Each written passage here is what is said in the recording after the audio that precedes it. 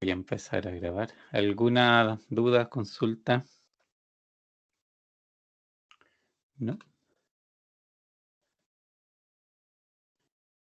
Ok, entonces voy a compartirles pantalla.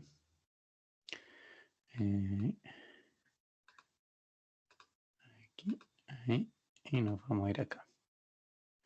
Me dicen cuando vean la PPT.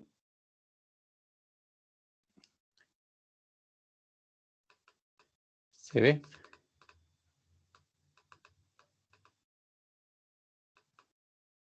¿Sí? ¿No? Sí, se ve.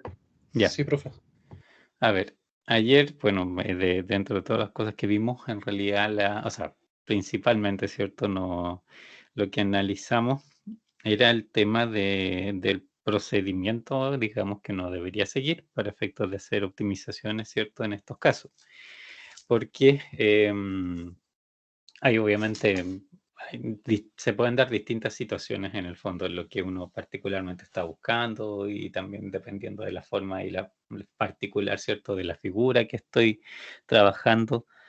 Todo eso, ¿cierto? Influye en el fondo en cómo, digamos, en cómo va a evolucionar un poco lo que estoy aplicando. Pero al final en lo que hay que fijarse, ¿cierto? Se reducía a ciertas reglas específicas. Y ¿cierto? De lo que vimos, había primero, a ver, en realidad, antes de esto, vamos a retroceder un poco más. Aquí, ¿cierto? Al hablar de la metodología de optimización, ¿cierto? Había primero el tema, ¿cierto? En esta figura quizás, o sea, uno va a ver, ¿cuál puede ser mejor? Acá, ya, esta es la primera. Eh, ¿Cierto? Una cosa, lo primero que vimos era el tema de las pendientes en sí, ¿cierto? De las tangentes de la curva que yo, por ejemplo, no sé, podía tener, ¿cierto? Describiendo un determinado problema. Y esas tangentes, ¿cierto? La pendiente de esas tangentes era, ¿cierto? En el fondo la derivada. Es en ese punto particular donde es tangente, ¿cierto? Es la velocidad de cambio que están teniendo las curvas. Ahora, ¿por qué me sirve saber esa velocidad de cambio? Es por una parte, ¿cierto? Me permite distinguir, de hecho, como después vimos, dónde están los máximos o mínimos, o los puntos que son de alguna manera especiales, como los puntos de inflexión, porque en esos puntos, ¿cierto? La tangente tiene pendiente cero, particularmente se da que en esos puntos es los únicos puntos donde la pendiente, ¿cierto? De esa tangente en cero. Entonces ya, por eso me interesa en sí conocer en general el tema de las tangentes. Y además, ¿cierto? También la misma derivada, ¿cierto? Y el hecho de que si la pendiente de la tangente es positiva o negativa, también me va dando más información con respecto al comportamiento de la curva sin estarlo necesariamente graficando. Y eso partimos un poco por ahí, ¿cierto? El análisis que vimos, porque como por ejemplo en esta figura, en las dos de arriba, ¿cierto? En la A y la B, lo que tenemos nosotros ahí es en el fondo, ¿cierto? Acá vamos a ver, la A y la B, ¿cierto? Son, digamos, funciones crecientes, porque creciente es si es que yo, en la medida que me muevo por el X, ¿cierto? Voy aumentando valor de X, la función en f de X, ¿cierto? Hacia arriba también va aumentando.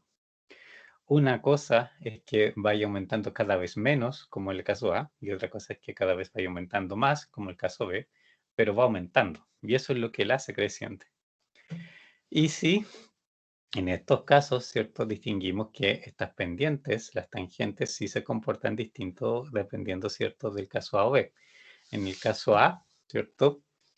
Si bien la función es creciente, lo que yo tengo es que las pendientes, ¿cierto? Se van a ir haciendo cada vez más pequeñas en la medida que yo voy creciendo de X. O sea, van a ser igual positivas, necesariamente van a ser igual positivas, pero ese positivo se va acercando, digamos, en términos de la recta numérica, se va a ir acercando cada vez más a cero.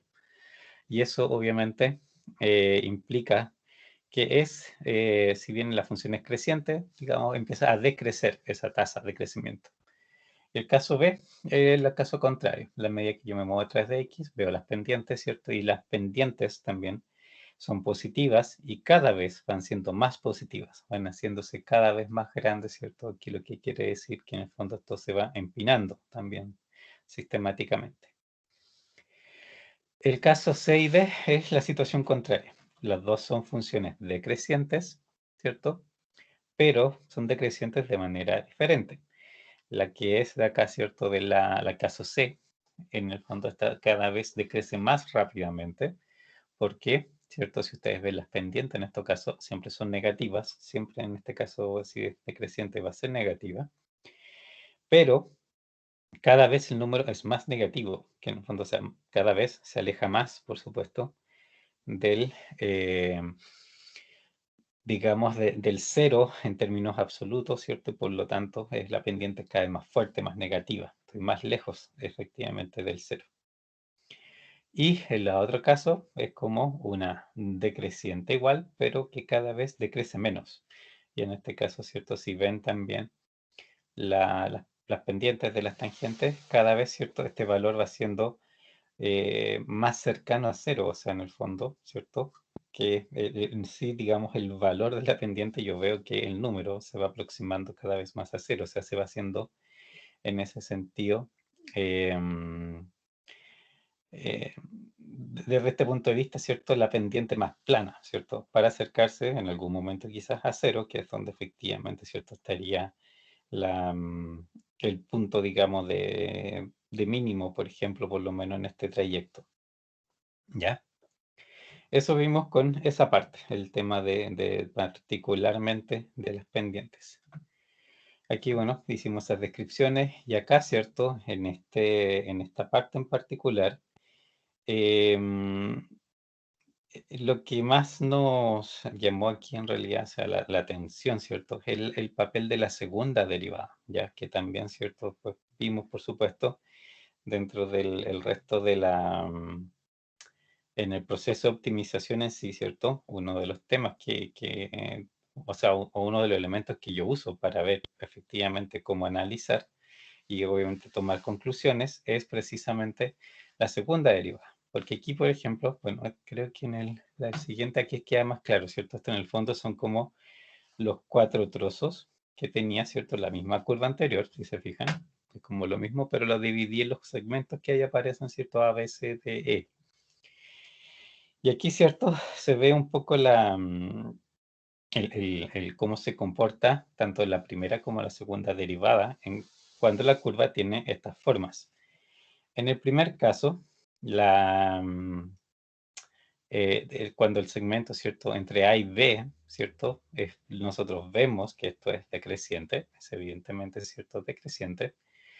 Si es decreciente, la pendiente, ¿cierto? De la primera derivada, por supuesto, que va a ser también negativa, porque en este caso, ¿cierto? Siempre cualquier línea que aquí lancemos tangente necesariamente va a ser una pendiente negativa. Y la segunda derivada también es negativa. Y eso es cierto, lo que va diciendo la segunda derivada es cómo en la medida que esto avanza, ¿cierto? Más hacia la derecha, más hacia el X, ¿cierto? Va creciendo las pendientes en este caso se van alejando más de cero, o sea, el número efectivamente se va haciendo cada vez menor, ¿de acuerdo?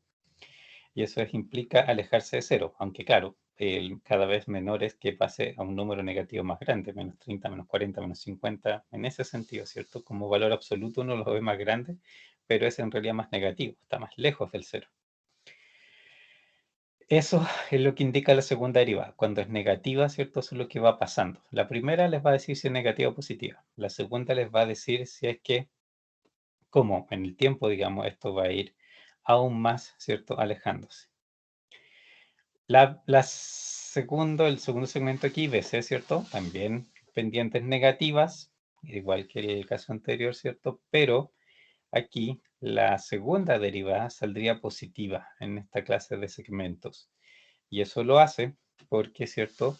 La pendiente cada vez va siendo menos negativa, o sea, en el fondo se va acercando a cero, ¿cierto? Que es lo que obviamente lo define como menos negativa. Y por eso, ¿cierto? Aquí vamos a tener casos complementarios. O sea, la primera derivada negativa, la segunda positiva. Y eso, ¿cierto? Es lo que hace, en el fondo, este segmento, digamos, esta forma de segmento, eso es lo que produce.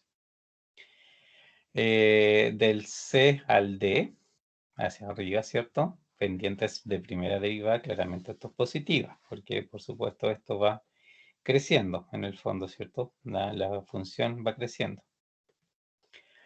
Y la segunda derivada también es positiva.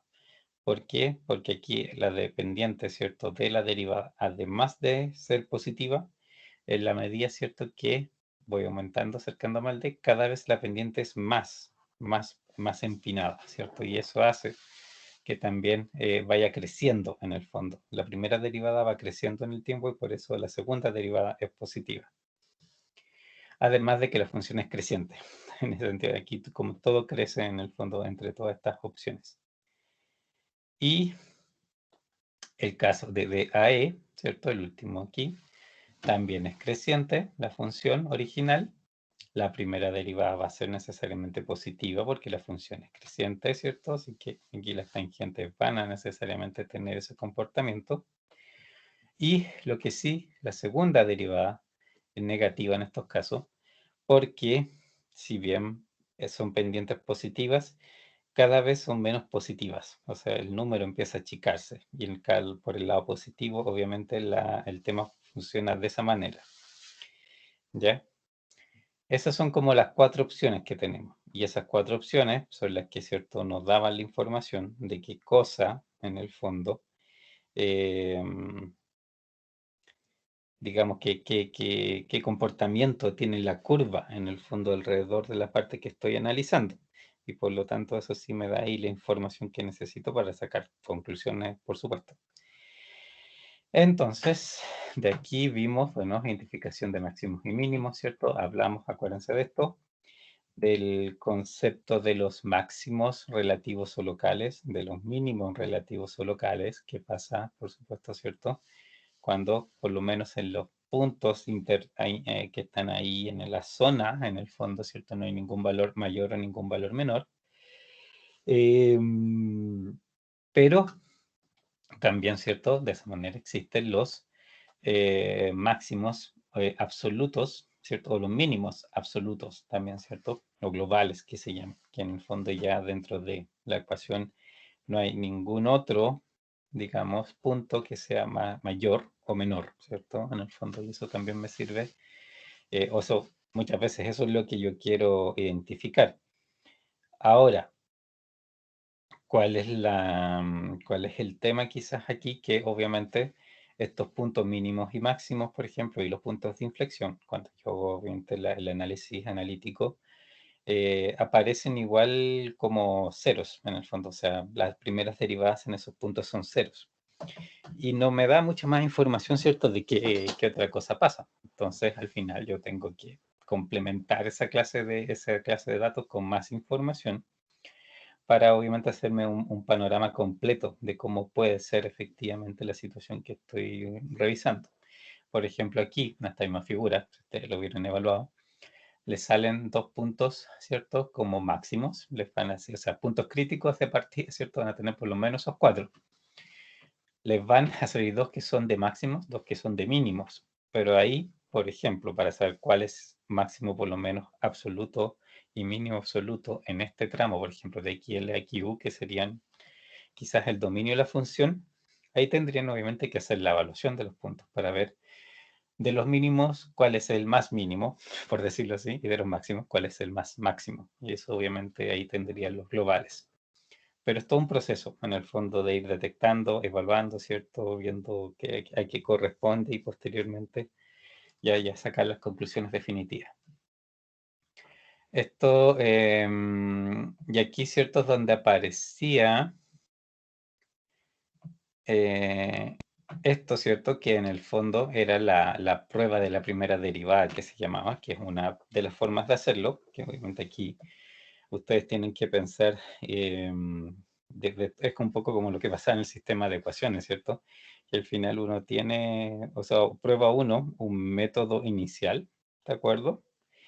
Y si no funciona, ¿cierto? Si tienes alguna clase de problema, tengo de repente otros métodos que podría, por supuesto, empezar a aplicar para ver si con esos métodos, ¿cierto?, me da más información.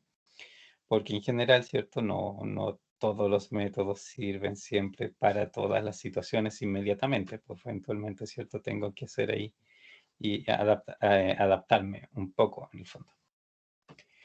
Y aquí, si hacíamos, ¿cierto?, las pruebas con la primera derivada, siempre con la primera derivada, pero, ¿cierto?, con el procedimiento que aquí aparecía, que era este de acá, que en el fondo es, o sea, primero determinan con la derivada, ¿cierto?, los puntos críticos. Eso ya es una primera cosa.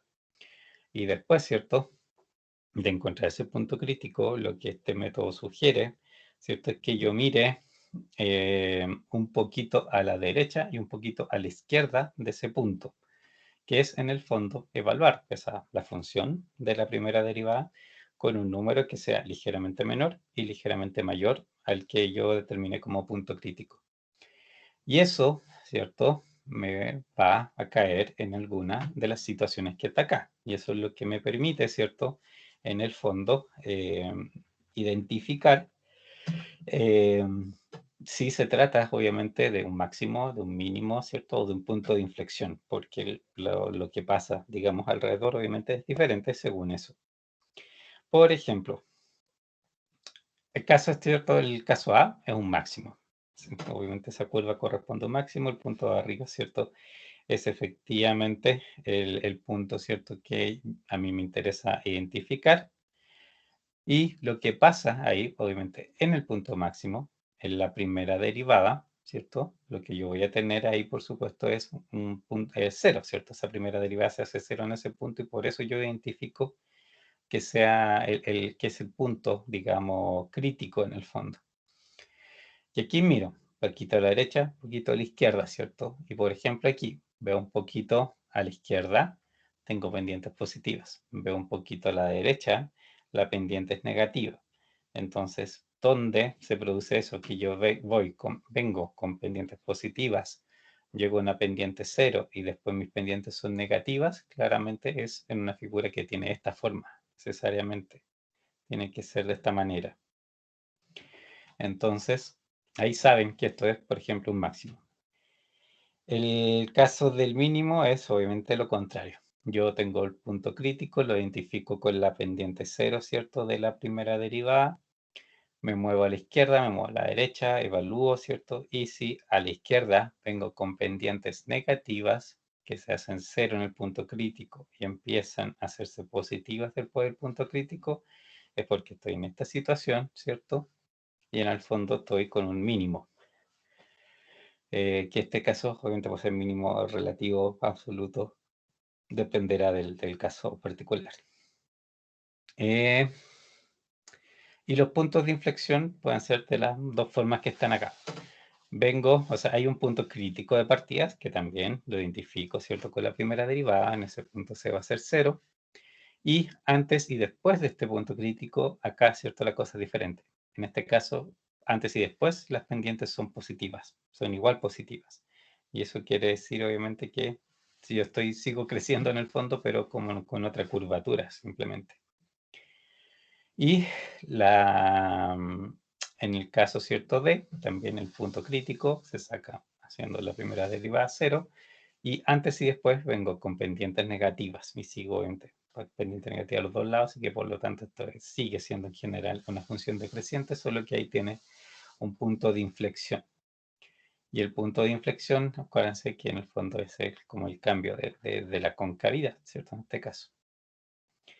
Y hasta ahí, ¿cierto? Bueno, esa era la prueba de la primera derivada, que también ahí vimos un ejemplo, ¿cierto? Y lo calculamos. Y la otra es la de la segunda derivada. Hasta ahora, ¿dudas?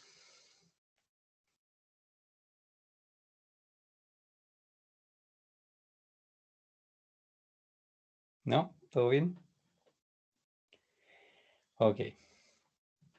Y la otra prueba que vimos también, que es la otra situación, por supuesto, que vamos ahí a ocupar, es la prueba de la segunda derivada. Y la segunda derivada, bueno, evita un poco, ¿cierto?, el tema de estar digamos, analizando el poquito más allá o el poquito más acá, ¿cierto? En el fondo, pero no es tampoco, ¿cierto? Como vimos, infalible, o sea, tiene sus limitaciones, hay cosas que permite ver con mayor facilidad, pero tampoco, ¿cierto? Es que todo lo vayan a hacer, a poder hacer en el fondo de así como inmediatamente, solo con esta prueba, o sea, con la segunda derivada, ¿ya?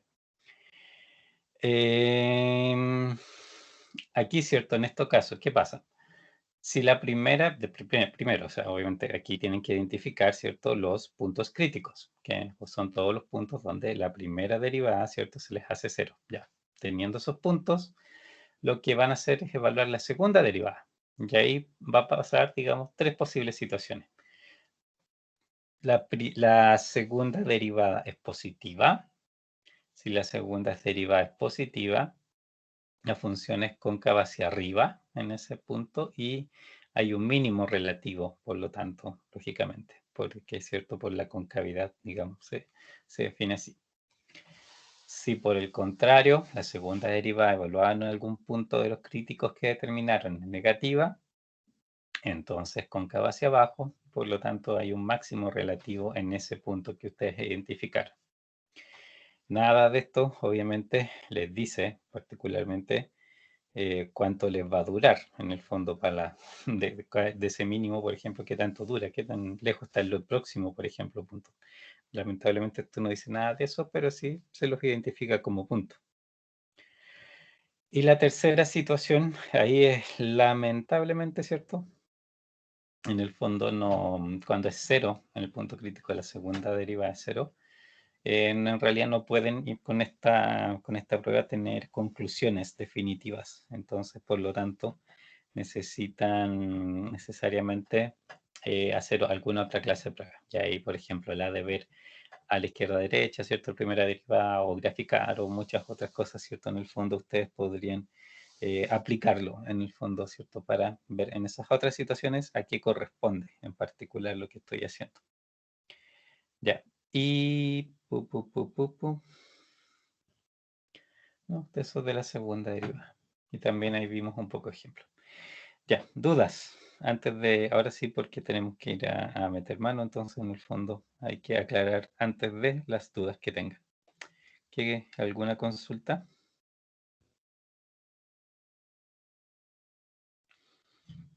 ¿Todo bien? ¿Se entiende?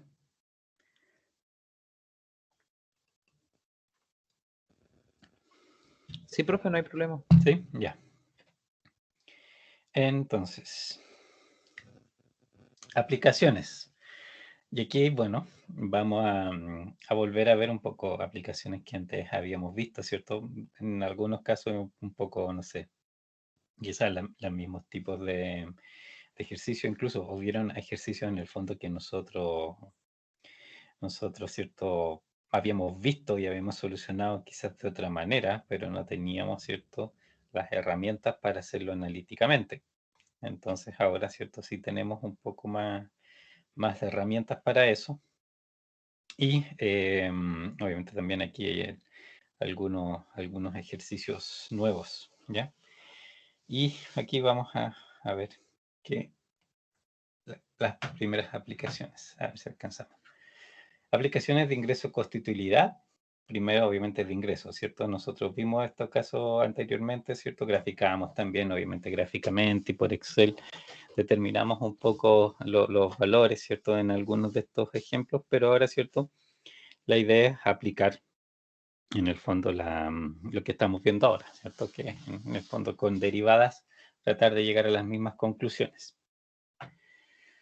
Sabíamos, ¿cierto? Esto, que el ingreso total era el precio unitario por la cantidad vendida, ¿ya? Y por lo tanto, en el fondo, una función de esta naturaleza, por ejemplo, ¿cierto? Nos podría dar ese ingreso total. ¿Se acuerdan que esta, de hecho, era una función que surgía en el fondo porque yo tenía mi función de ingreso, ¿cierto? Es P por Q.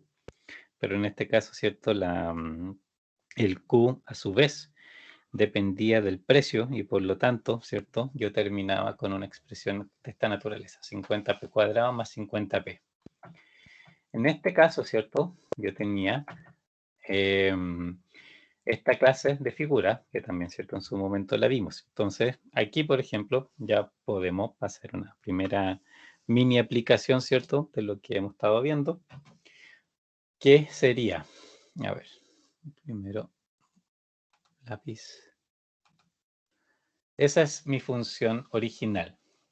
Digamos, no sé, por usar la misma nomenclatura, digamos que R' es la primera derivada y R2' es la segunda derivada. Entonces, R', ¿qué sería? ¿Cómo sería la función derivar eso, ¿cierto? Una vez.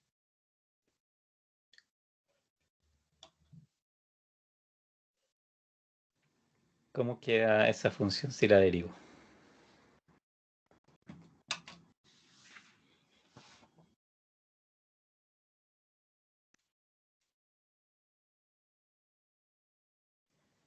Vamos, si no es complicada, ¿cierto? Esta es una polinomial bastante simple. ¿Cuál sería la función derivada?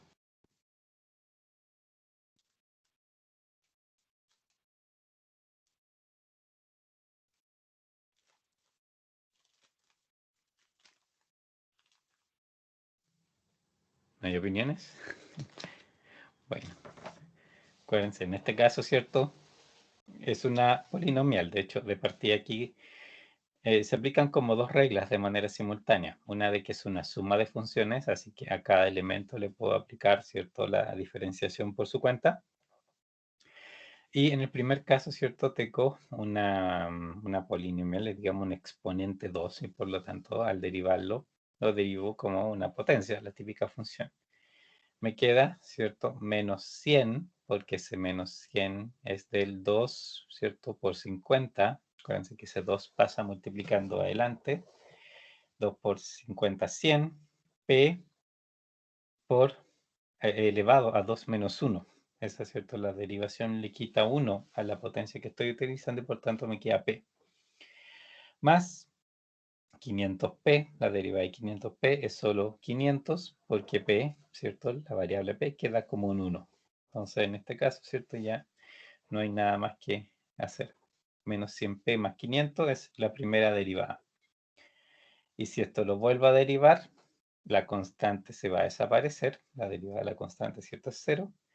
Y la primer elemento menos 100p, el p lo derivo, ¿cierto? Es elevado a 1 esto, queda elevado a 0, queda un 1. Y por lo tanto la segunda derivada es menos 100. ¿De acuerdo? De la primera derivada, yo tengo que ver, ¿cierto? En el fondo, ¿para qué precio esto se hace 0? Y eso, ¿cierto? Bueno, ese precio en particular, que obviamente aquí no hay mucho que hacer porque es bien obvio, va a ser 500 divididos por 100. Pueden hacerlo en el orden que quieran hacer el despejo. Obviamente les va a quedar 500 dividido por 100, que en el fondo es 5. Ya. Para el precio de 5, esto se tiene un punto crítico. Acuérdense que en el fondo esto es como decir P, pero cierto, con asterisco porque es el punto crítico. Ahora, si eso es un máximo, un mínimo o alguna otra cosa, en el fondo, quien lo va a decir, ¿cierto? Es la segunda derivada. En este caso, la segunda derivada, evaluada en ese punto, cualquier otro, ¿cierto? Obviamente, aquí va a ser menor a 0, siempre. Entonces, de lo que vimos antes, ¿cierto? ¿Esto a qué correspondía? Vamos a crecer un poquito. Está toda la segunda derivada. ¿En qué situación de estas estoy? La primera derivada sí es un punto crítico, se nos hacía 0, así llegamos. Pero la segunda derivada, ¿a cuál de estas situaciones corresponde? Y obviamente si es que corresponde con lo que estábamos observando en la figura. ¿A qué situación corresponde?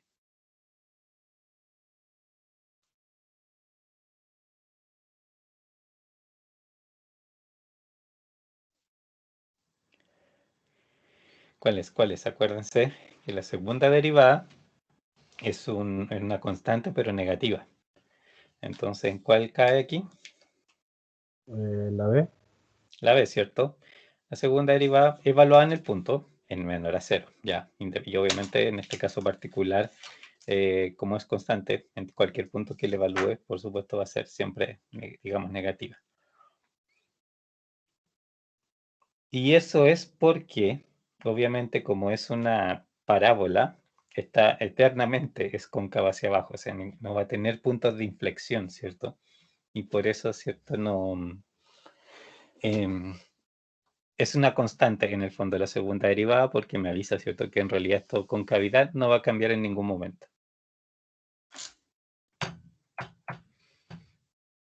Y tenemos ahí obviamente, perdón. ¿Dónde estoy? No veo el puntero aquí, ¿cierto? Ahí es donde está. Esto es lo que me está avisando que es cóncava hacia abajo siempre. Esto es en el fondo el que me permite tener el punto crítico, ¿de acuerdo?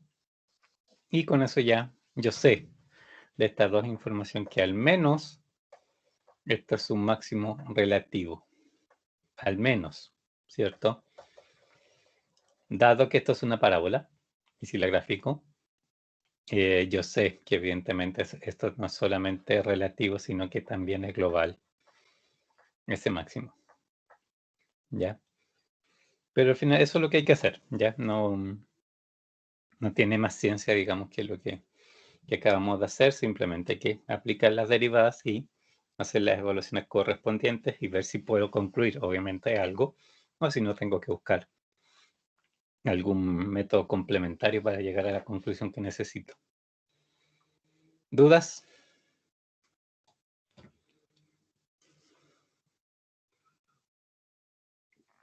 ¿Todo Yo, bien? profe, tengo una duda. Dime. Los menos 100 lo sacó de 50 elevado a 2, ¿no es cierto? No, el menos ¿Cómo lo 100. sacó? La primera derivada, ¿cierto? A ver, es ¿dónde estoy? Déjame ver el puntero, no lo veo. Paciencia, aquí estoy. Ya. Esta es la primera derivada, la ecuación de la primera derivada. Para obtener la segunda derivada, yo derivo esta función. Entonces, el menos 100p derivado, de nuevo, es menos 100, porque el p, ¿cierto?, pasa a ser un 1. Y el 500 desaparece, porque es una constante. De ahí salió, es la segunda derivada, es la derivada de la primera derivada. ¿Sí? Creo que Francisco pregunta, profe, por la primera 100p, de la Sí, primera derivada. El sí, primero. ¿cómo lo sacó? Ya, ¿Cómo ya. llegó a tener los 100? Eso, es menos 50p, este era el original, ¿cierto? La función original. Al derivar esto es, bueno, menos si quieren 2 por 50p, 2 menos 1. Esa es la regla de derivación. Y ahí sale el 100 y ahí les queda obviamente el 1, que en el fondo es 100p, menos 100p. Ya, gracias, profe. Ya. ¿Alguna otra consulta?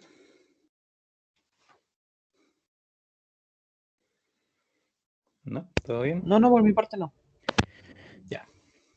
Vamos a ver el otro ejemplo. Este obviamente estaba bastante hecho, porque en el fondo, ¿cierto? Venía un poco del...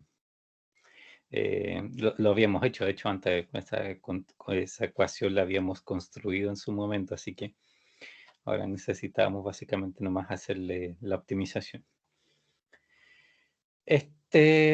Parece que no, este no lo habíamos visto antes, así que aquí hay que leerlo obviamente y ya pensar primero en cómo construimos la ecuación, ¿cierto? Si todo esto siempre parte de que del enunciado yo saco, ¿cierto? En el fondo construyo la ecuación que representa el enunciado y posteriormente ya obviamente hago sobre esa ecuación la optimización que corresponda. Entonces, dice, Administración de Transporte Público. Las autoridades de tránsito de una gran área metropolitana han aprobado la estructura de tarifas que rige el sistema de autobuses públicos de la ciudad. Se abandonó la estructura de tarifas por zona, en la cual la tarifa depende del número de zonas por las cuales cruza el pasajero. El nuevo sistema tiene tarifas fijas. El pasajero puede viajar por el mismo precio entre dos puntos cualquiera de la ciudad. Las autoridades de tránsito han encuestado a los ciudadanos a fin de determinar el número de personas que utilizarían el sistema de autobuses si la tarifa fija admitiera diferentes importes. Basándose en los resultados de la encuesta, los analistas de sistemas han determinado una función aproximada de la demanda. la cual expresa el número diario de pasajeros en función de la tarifa. En concreto, la función de demanda es Q es igual a 10.000 menos 125P, donde Q representa el número de pasajeros por hora y P es la tarifa en centavos. Preguntas. A.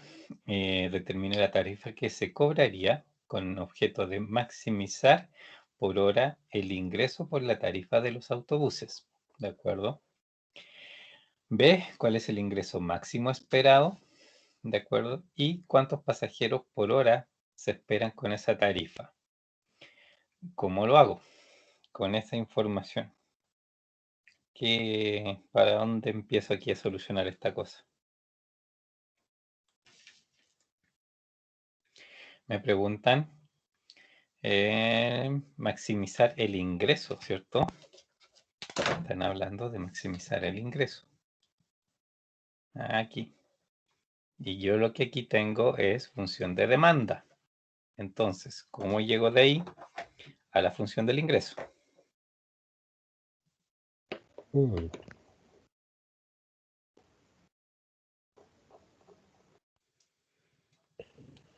Recuerden por ahí. En algún momento por ahí lo vimos.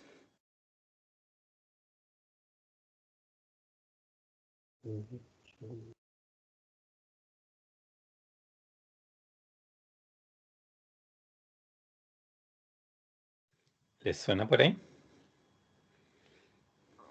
No, profe, yo estoy integrando recién. Ingreso, acuérdense. Lo voy a anotar. ¿Por dónde?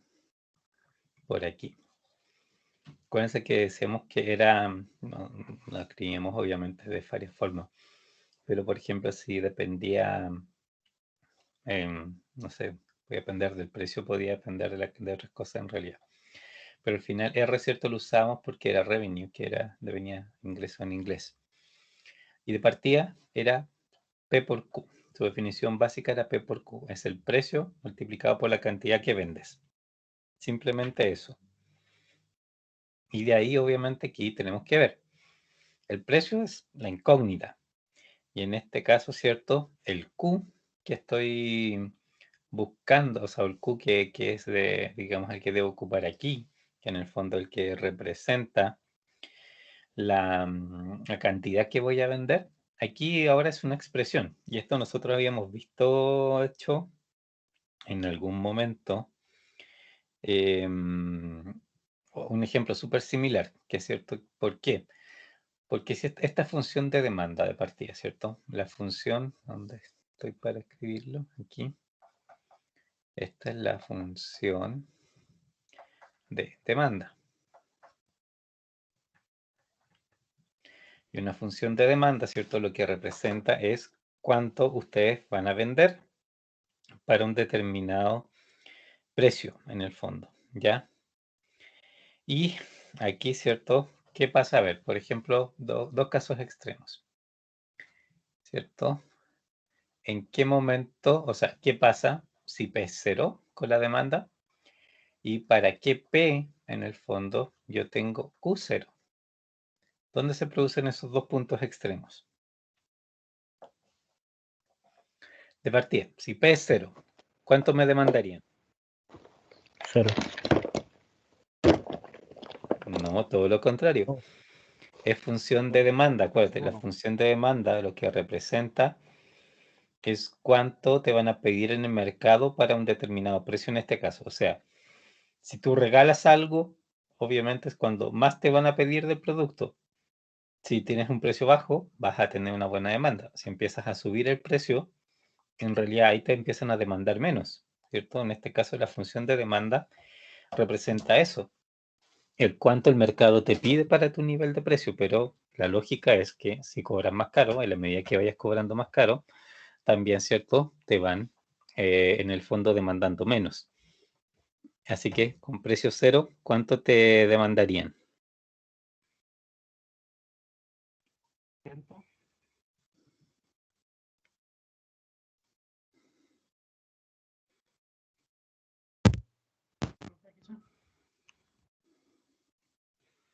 La ecuación lo dice. 80. ¿Me escuchan, no? ¿Sí? No, con precio cero.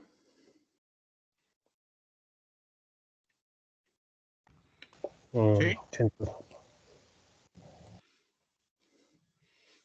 Bien, es U 10.000 menos 125 por 0. ¿Cuánto es eso? 10.000. Es 10.000. Sí, es que es reemplazar nomás. No hay, digamos que en este caso todavía no derivamos, no hemos hecho nada de eso y no necesitamos por ahora hacerlo. Es solamente, en el fondo, primero reemplazar. Pero por el momento, ¿cierto? Estos reemplazos lo único que nos están dando y lo primero que deberíamos ir a hacer es conocer el dominio en que esto va a funcionar. Que acuérdense que vimos nosotros un ejemplo súper similar a este. Y el dominio en el fondo en estos casos es importante porque más allá o más acá de los límites que yo ahora determine, digamos, esta ecuación que en el fondo, ¿cierto?, me describe la demanda, no tiene validez fuera de esos márgenes. O sea, no, matemáticamente puede existir, ¿cierto?, pero no representa nada que pueda ser real. Y ese es el problema. Yo, por ejemplo, precios, no podría tener, en este caso, precio cero, lo pruebo como un límite, porque yo no puedo tener precios negativos. Entonces, si no puedo tener precios negativos, por supuesto que lo mínimo que puedo cobrar es cero. Entonces, de ahí parte realmente mi posible demanda. Y en este caso, ese máximo es 1.000. Y el otro caso es, ¿cierto?, ¿para qué precio la demanda se me hace cero?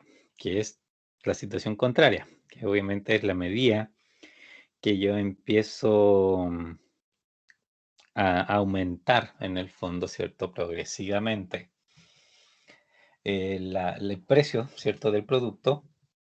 Hay un momento en que ya nadie me va a comprar porque está demasiado caro simplemente.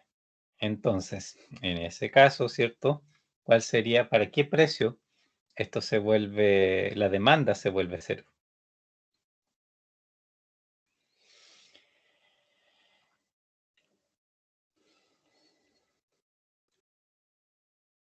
Por ahí sí estaba el análisis que habían hecho ustedes, pero era en el otro extremo.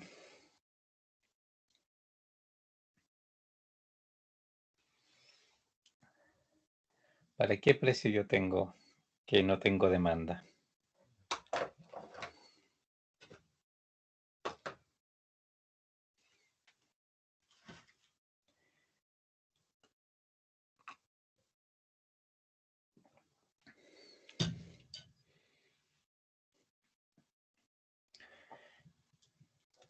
Pero no sé si alguien lo había calculado, lo dijo por ahí. En este caso, ¿cierto? Lo que yo tengo que decir es, ok, mi demanda es cero y eso ocurre para un determinado precio. ¿Ya? Eso es lo que yo no sé. Entonces aquí en el fondo despejan y aquí abajo van a quedar con 10.000 dividido por 125 y esto sí es 80. Esto es lo que alguien mencionó, bueno, por ahí lo escuché, ¿cierto? Que dijo que era 80. Pero claro, son mis extremos. Precio cero, tengo demanda máxima que son 10.000. No hay forma que me pidan más de 10.000, ¿ya? No, al mercado no le interesa, simplemente, aunque por muy gratis que sea, más de 10.000 no me van a pedir. Y por el otro lado, si yo cobro 80, ya nadie me va a comprar. Entonces, entre el 0 y el 80 es donde esta ecuación efectivamente es válida, donde los análisis deberían ir. ¿De acuerdo?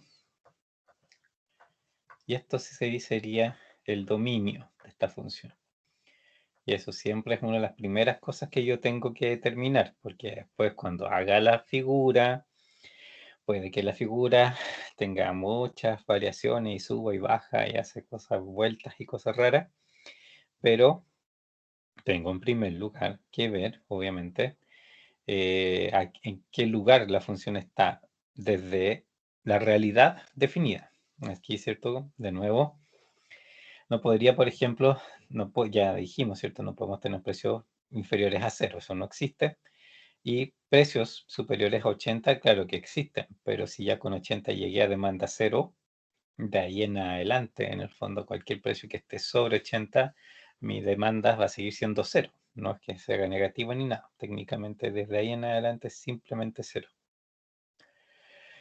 Y con eso, ahora sí, la función del ingreso, ¿cuál sería? Porque esta es solamente la de la demanda.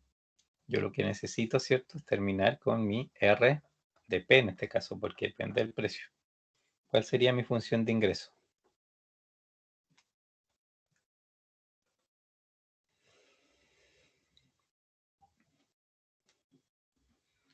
¿Cómo sería? ¿Cómo sería?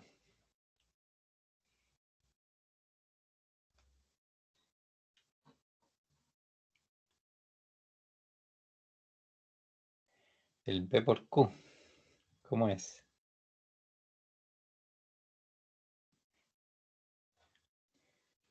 Vamos, vamos. Menos timidez, menos timidez. No es nada complicado.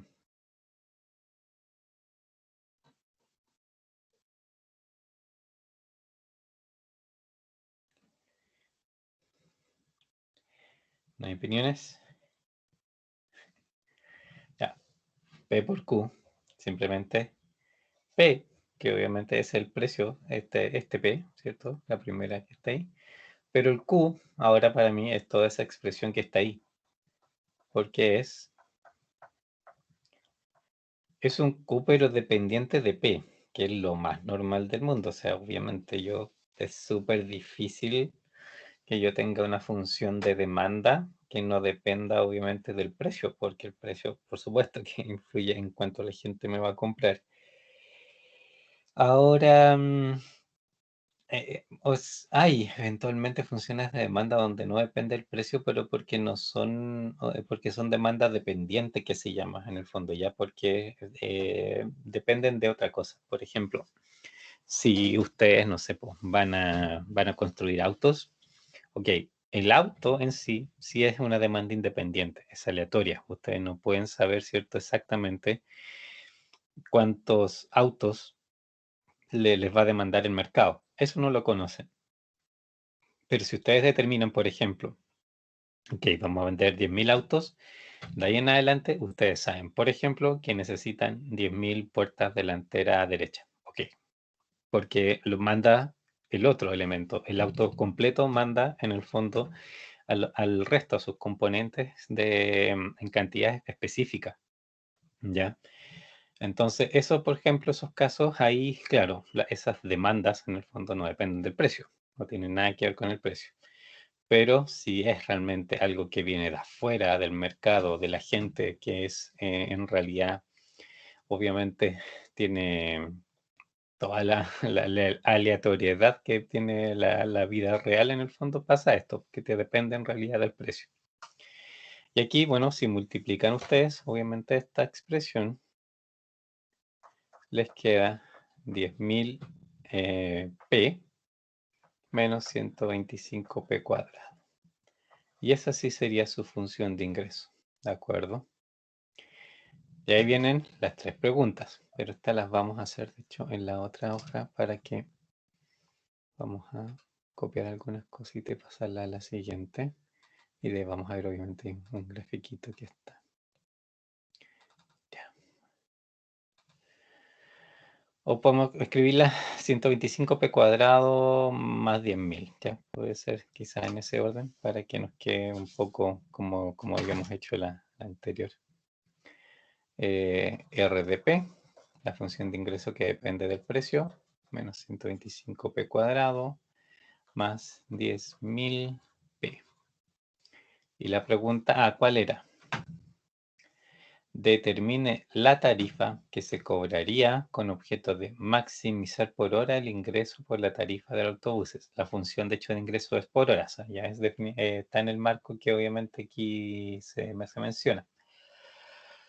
El tema, me preguntan por qué tarifa, precio, cobraría para maximizar el ingreso. ¿Cómo lo hago con eso? ¿Qué tengo que hacer ahora?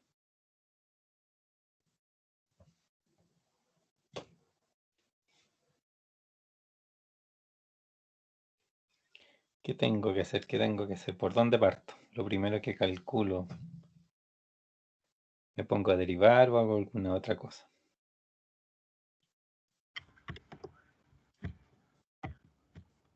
Em,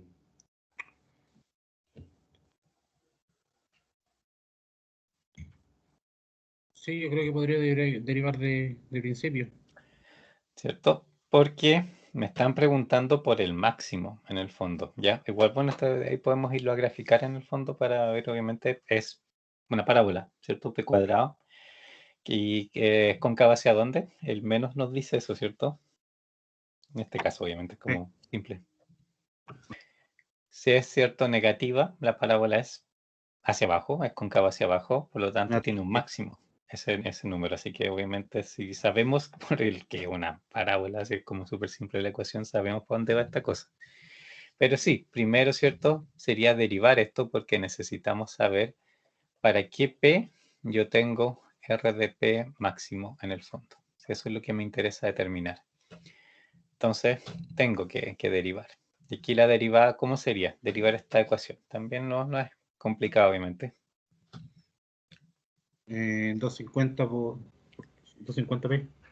¿Cierto? El 2 pasa adelante. Es como, a ver, ¿dónde estoy? Siempre se me pierde aquí el puntero. Ahí estoy. Ya, entonces, R' de P, la derivada, menos, ¿cierto? Es 2 por 125, ¿cierto? 250. T le baja, ¿cierto? Un grado, más 10.000. El P también se le baja un grado, ¿cierto? Queda el P elevado a 0, que en el fondo es 1, así que queda solamente con la constante. ¿Qué cosa hago con esta ecuación ahora?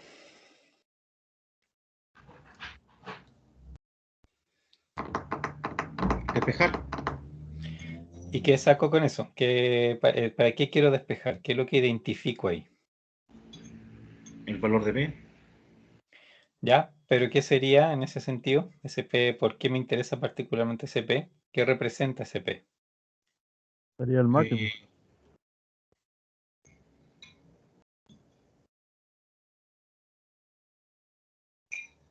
en este caso sería el máximo. Ya, pero más genéricamente, acuérdense, uno cuando lo primero que hace después que deriva, ¿cierto? Hace la ecuación cero para identificar lo que se llaman, ¿cierto? Los puntos críticos en primer lugar, ¿ya? Primero puntos críticos, que obviamente pueden salir varios.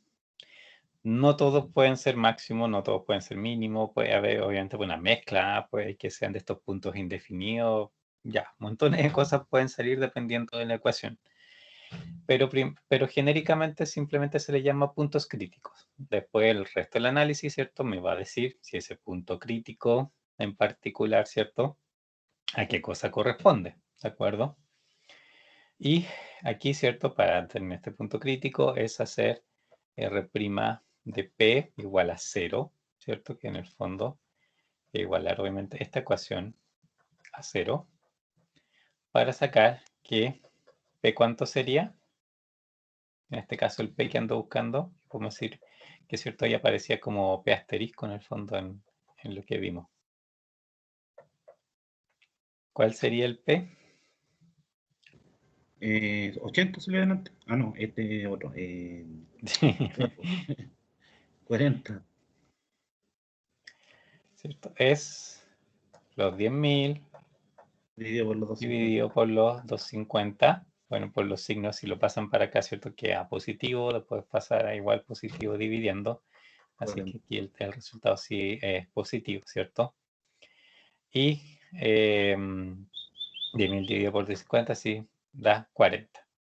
Entonces, ok, en el precio de 40, la primera derivada se hace 0. Entonces, yo esperaría que algo pasa, por supuesto, en la función original. Ahora, ¿qué tengo que hacer? ¿Dónde sigo? Reemplazar. Reemplazar en.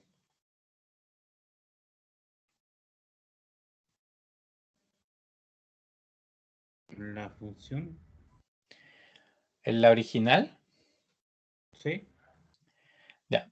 Pero antes de eso, yo estoy seguro que esto es un máximo, un mínimo. ¿O qué es? O sea, ¿cómo sé qué cosa es, en primer lugar? Ah, ok. ¿Cierto? Eso es lo que en realidad hay que seguir. Primero, puntos críticos, ¿de acuerdo? Aquí podemos anotar arriba. Primero es puntos críticos. Y así, bien abierto, puntos críticos, porque pueden ser varias cosas a la vez esos puntos, obviamente, dependiendo de la ecuación. Segundo, ¿cierto? Aquí tengo que hacer la segunda derivada, al menos la segunda derivada, ¿cierto? Para saber qué cosa es cada punto crítico, en primer lugar. Y la segunda derivada, ¿cierto? Me va a permitir saber si son máximos, si son mínimos. Esas dos cosas. Si es otra cosa, otro, ahí es donde la segunda derivada, ¿cierto? Acuérdense, no puede ayudar. No puede, da cero y por lo tanto no puede dar información particular, ¿cierto? De qué cosa es ese punto. Pero y ahí es donde hay que empezar a aplicar otro método. Entonces, la segunda derivada, ¿cierto? Aquí la que me va a dar la otra información que necesito. La segunda derivada, lo hago por aquí mismo, ¿cierto? Es R2' de P. ¿Y cuál sería eso? La ecuación que me queda.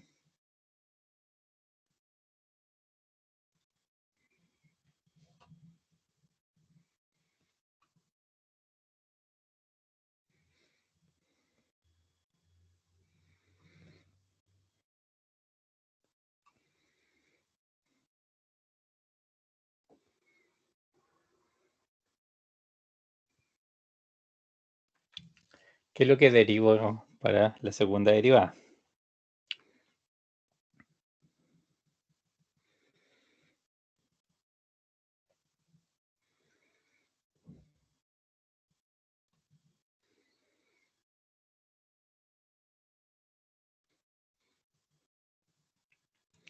Acuérdense que para hacer la segunda derivada es derivar la primera derivada, ¿cierto? Voy simplemente derivando la ecuación que ya tenía, ¿cierto?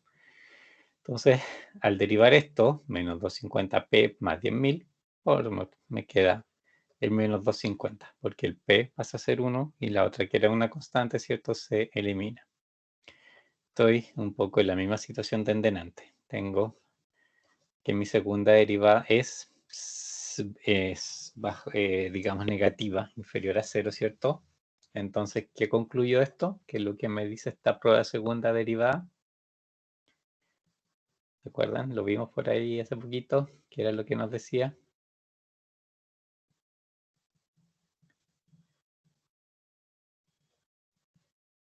¿Se acuerdan? ¿Se acuerdan? En el mismo caso del ejemplo anterior. Cuando, bueno, obviamente, primera derivada es un punto crítico. Y ahí el punto crítico es, por definición, cierto que la primera derivada se hace 0.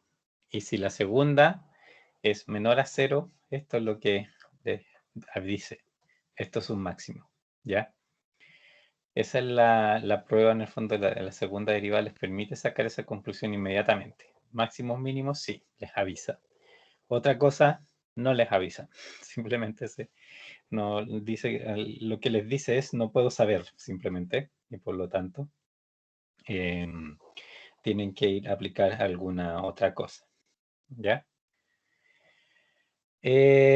Con esto saben, ahora sí saben que en P40, que es un punto crítico, ustedes tienen un máximo. Y con eso sí, ahora pueden evaluar en la función de ingreso original, R, ¿cierto? ¿Qué es lo que pasa en 40?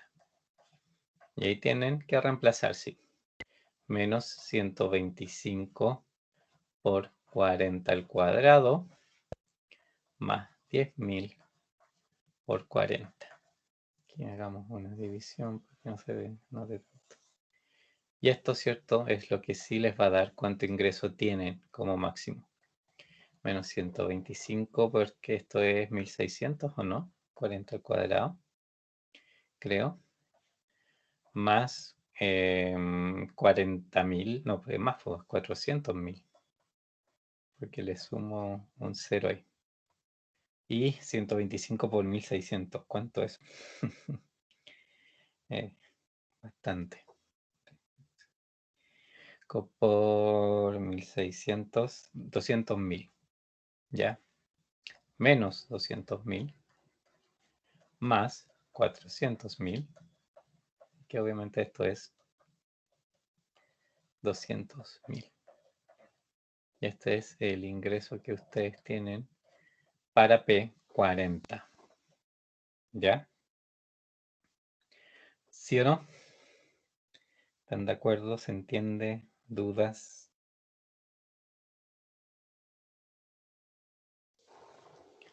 ¿Se entiende o no se entiende? Sí, profe. ¿Sí? Sí, profe, ¿entiendes? Eso, el A, digamos, están preguntando por la tarifa para maximizar por hora el ingreso, ¿de acuerdo?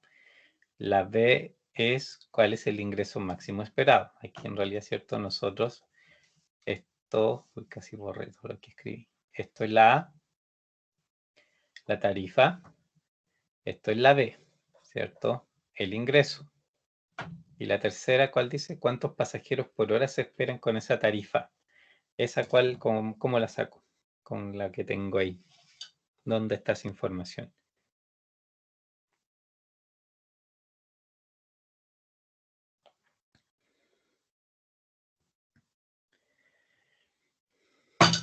Uy, perdón.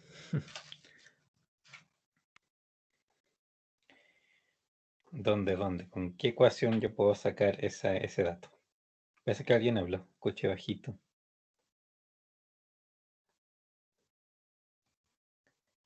¿No? Fíjense en la pregunta. ¿Cuántos pasajeros por hora se esperan con esa tarifa? ¿Cuál es la ecuación que me entrega eso? La cantidad de pasajeros que vaya a tener de demanda.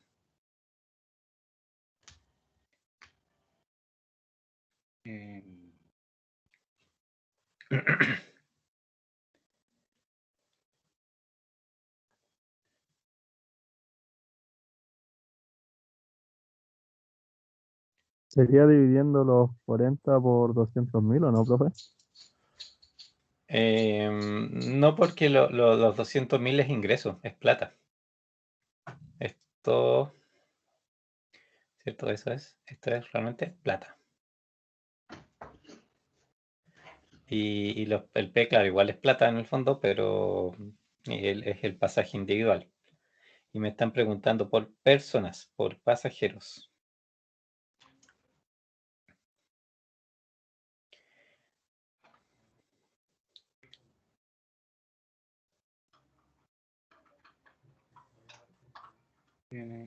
¿Cuál es esa ecuación?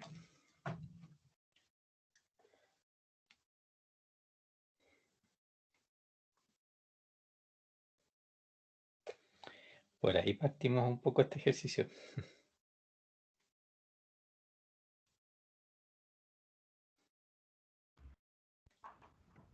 Tendría que... A ver si...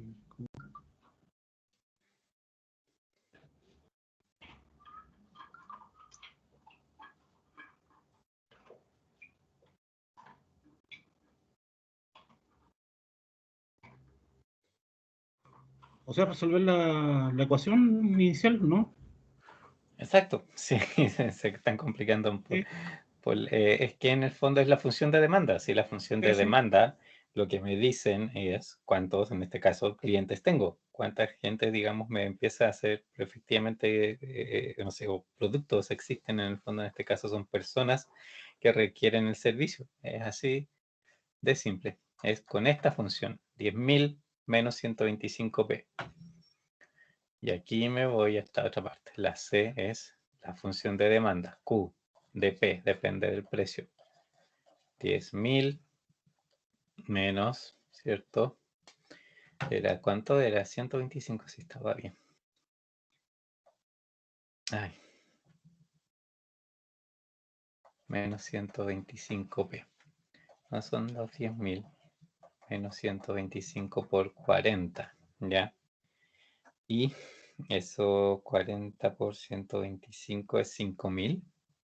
Entonces tengo que esto es 10.000 menos 5.000 y por lo tanto es 5.000. Esa es la cantidad de pasajeros por hora, ¿de acuerdo? Estos son pasajeros. La tarifa que cada uno de esos pasajeros pagó son los 40 que están ahí. Y esos 5.000 pasajeros pagando los 40 son los que me produjeron los 200.000 de ingreso. Profe, Esta, dime. al dividir los 200.000 por 40 igual da 5.000. Sí, sí, obviamente porque la función es P por Q. Entonces, en realidad es como saltarse el paso, sí. Es efectivamente es lo mismo. Pero había que usar la función, obviamente, para cerrar digamos, la lógica de la relación de todas las cosas. ¿Dudas? ¿Consultas?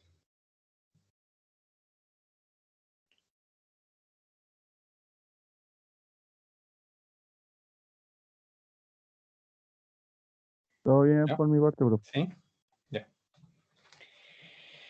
De esto, bueno, creo que graficar obviamente le decía que podíamos hacerlo, pero igual aquí está obviamente el gráfico hecho, 40, 200.000, ¿cierto? Entre 0 y 80, como habíamos determinado. Acuérdense bien de eso. O sea, si hubiesen tenido que graficar esto, obviamente tienen que, saben de antemano en el fondo que la tienen que graficar para ese rango. Lo hemos puesto entre 0 y 80. No necesitan para qué probar números antes, números después. La ecuación, por supuesto, va a tener valores ahí. O sea, si ustedes la dibujan, por supuesto que algo va a dibujar, pero van a estar bajo el eje. Entonces, obviamente no tiene sentido no tiene sentido en el fondo que lo haga.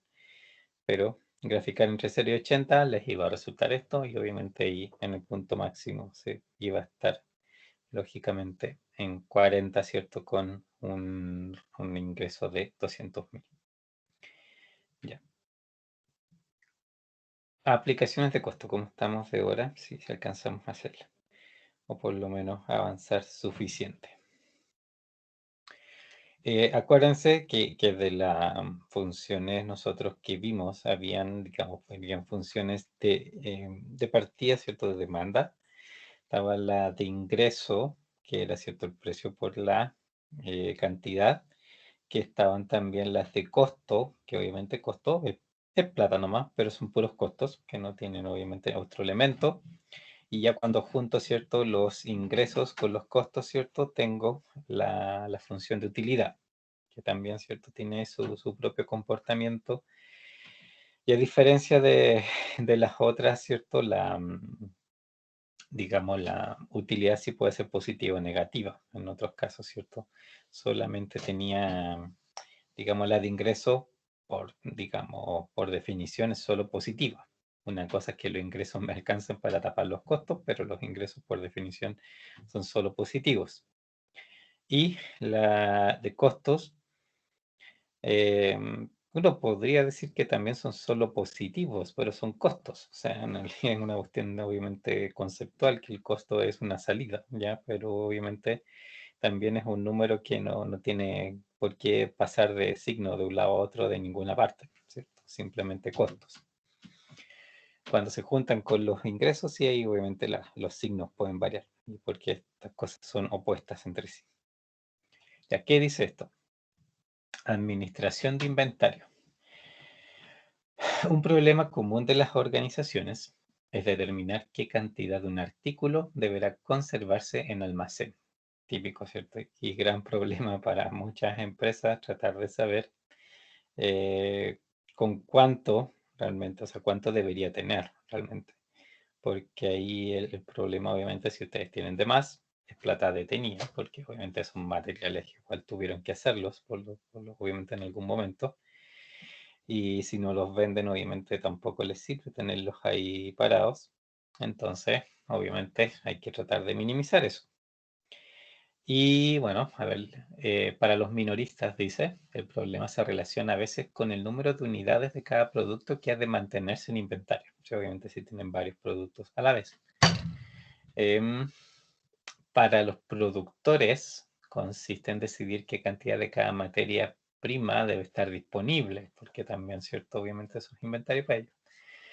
Este problema se identifica con un área o especialidad denominada control de inventario o administración del inventario. Por lo que respecta a la pregunta de cuánto inventario ha de conservarse, el hecho de tener demasiado, poco, mucho inventario puede obviamente acarrear costos. ¿Cuál podría ser? O sea, si uno tiene mucho inventario es como lo que les decía, ¿cierto? En el fondo el costo de la plata parada. Pero ¿cuál podría ser un costo para ustedes? ¿Cómo lo ven de tener poco inventario?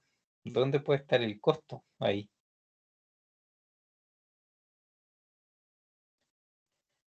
¿Por qué me dicen que eso podría ser un costo? Tener poco.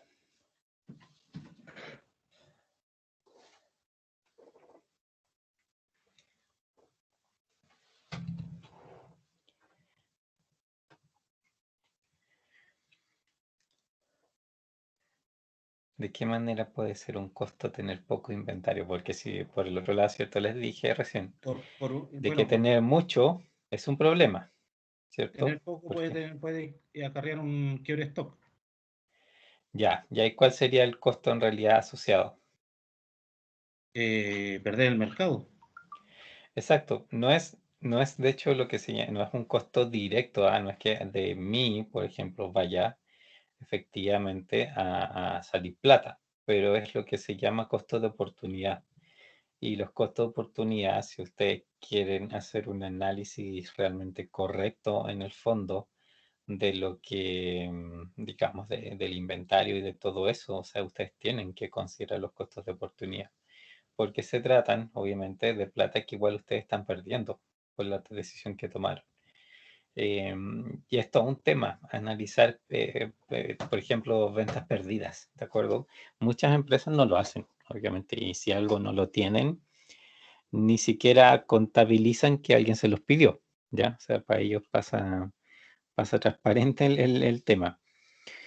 Pero si no lo contabilizan, obviamente también tienen el problema de que no pueden intentar solucionarlo ni ajustar, obviamente, su inventario ni nada, digamos, a esa realidad.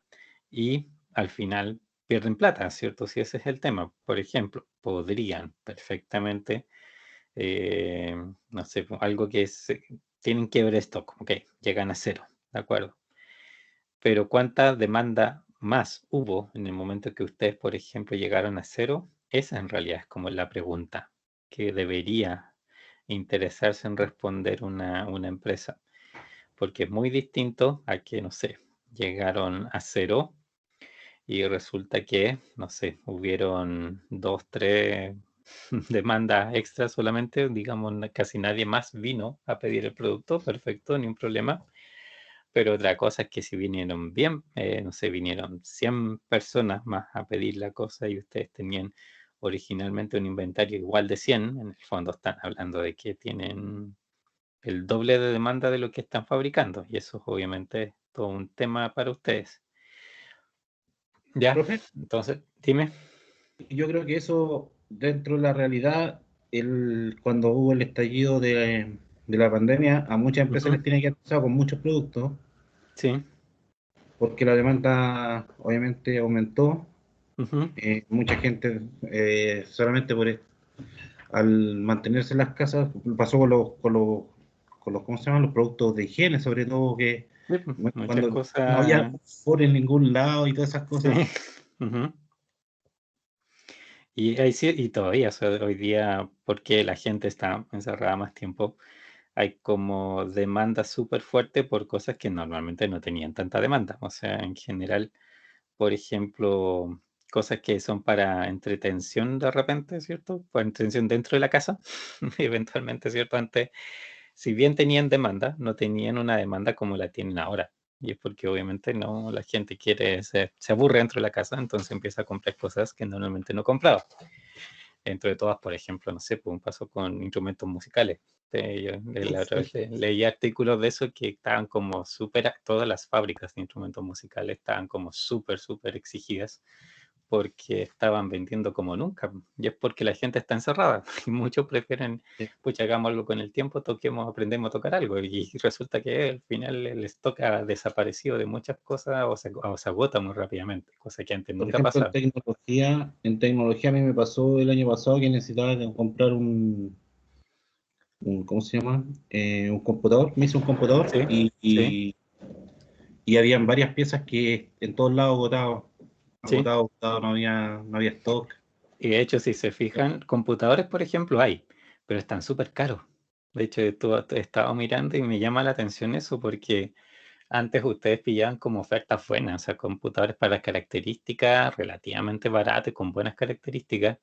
Y ahora eso mismo, no, la oferta es nada, o sea, hay súper pocas ofertas y las que hay son muy malas. Y es porque obviamente tienen demanda, pues, porque la gente está encerrada, necesita el computador para conectarse, videoconferencia y toda la historia, así que no le bajan el precio nomás, pues. Y de hecho están subidos. Hay Entonces, que comprar, hay que comprarlos afuera, profe. ¿cómo? Hay que comprarlos afuera. Sí, también pues obviamente por suerte hoy día ya existen como varias formas de traer, obviamente que son bastante más simples, pues, cualquier cosa la comprar Yo en ahora, Estados Unidos o en otro lado, AliExpress también, obviamente ya es yo como estoy bastante gestionando más ahora simple. estoy ¿Ya? gestionando comprarme una laptop nueva ¿Ya? y a Estados Unidos y me sale, incluyendo el impuesto que se paga aduanero y todo, Sí, me sale como 200 y tantos mil pesos más barato que acá. sí, sí, bastante, normalmente es así. Claro, sí, al final es el precio de allá, más el transporte, que y de repente sube un buen poco. Y creo que es como el 26% por internarlo a Chile, porque es el IVA más el impuesto de importación que es un 6%. O sea, es como 25% que aumenta. Y eso. Así que, y obviamente eso muchas veces más barato que estarlo comprando realmente en Chile. Así que no, por suerte existe eso. Pero hay que saber ahí cómo hacerlo. Bueno, la cosa es el tema de cuando el inventario falta. Es todo un problema si las empresas realmente no lo miden. Porque están a ciegas, pues, realmente no saben dónde tendrían que concentrar los esfuerzos. O sea, detrás de algo que se agota, podría haber como una pérdida súper fuerte en general de ingresos que no se están dando cuenta. Y obviamente eso a la empresa para la empresa no sería precisamente muy positivo. ¿Ya? Ya, sigamos. Por eso sí, el poco inventario también puede acarrear costos. Curiosamente, ¿cierto? También puede acarrear costos. ¿Qué más dice? Un minorista de bicicletas motorizadas ha analizado los datos referentes a los costos y determinó una función de costo que expresa el costo anual de comprar, poseer y mantener el inventario en función del tamaño, número de unidades de cada pedido de bicicletas que coloca. Y aquí la función de costo, el costo C o F de Q, que obviamente depende de la cantidad que tiene, ¿cierto? El costo en el fondo que resulta 4.860 dividido por Q más 15Q más 750.000, ¿ya? Donde C es el costo anual del inventario, ¿cierto? Expresado en dólares en este caso, y Q denota el número de bicicletas ordenadas cada vez que el minorista repone la oferta. Aquí hay que determinar el tamaño de pedido que minimiza el costo anual de inventario, ¿de acuerdo?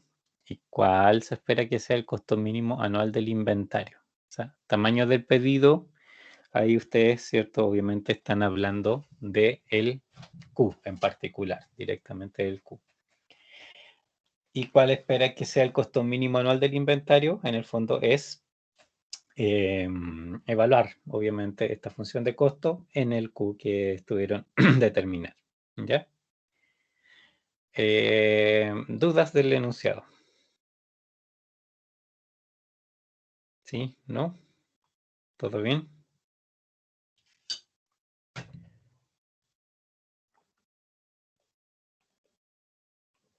Ya. Entonces, ¿qué hago primero? Vamos aquí voy a agregar una De nuevo, ¿cierto? Aquí archivo una diapositiva en blanco para poder escribir.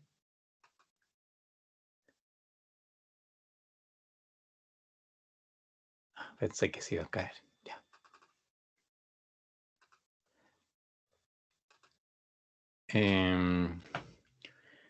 ¿Cuál sería el procedimiento que tengo que seguir?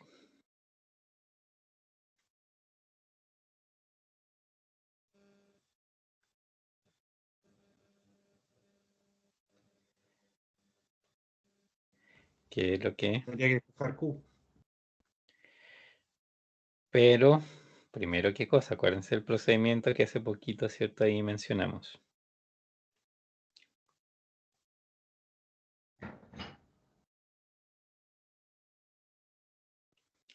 ¿Cómo era ese procedimiento?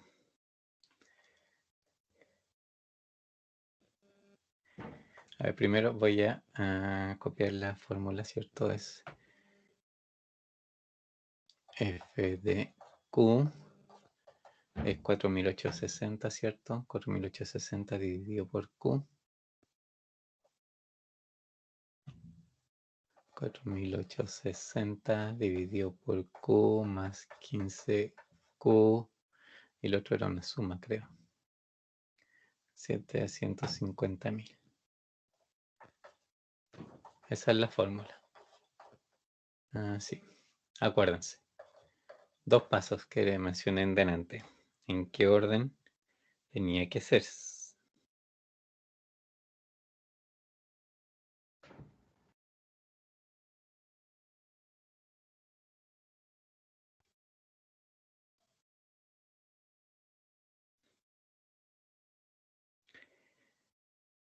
Vamos, sí, hace poquito lo vimos. A ver.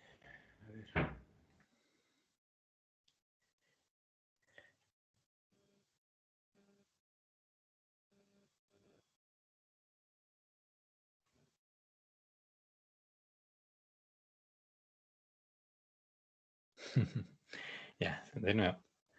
Primero, espérense que encuentre dónde está el punto aquí. Acá.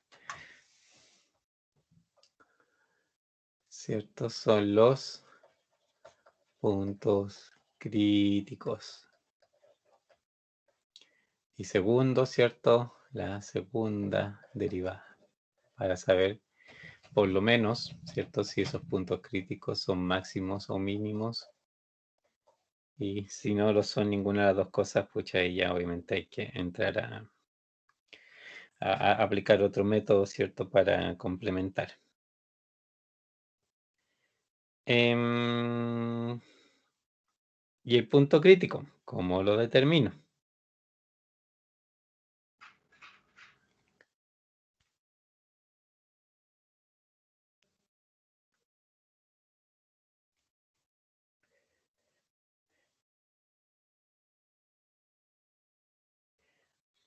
También eso lo vimos hace poquito.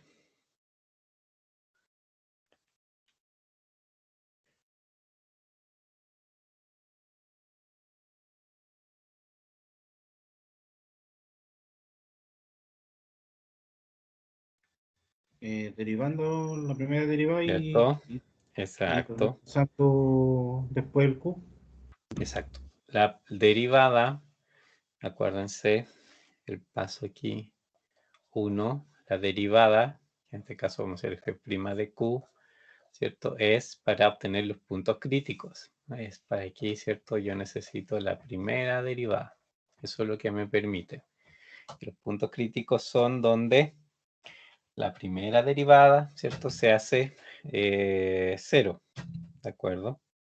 Entonces, yo encuentro el punto, esta cosa siempre se pierde un poco. Ahí estoy, ya. Derivada de lo que está arriba. Esta ya es un poco distinta. ¿Cómo sería?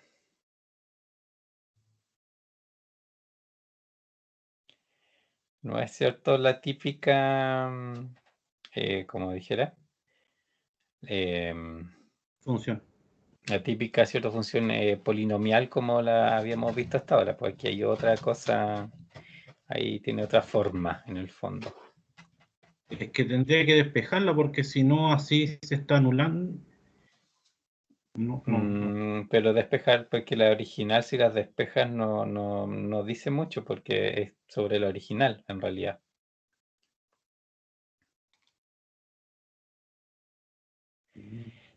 Es, como te dijera,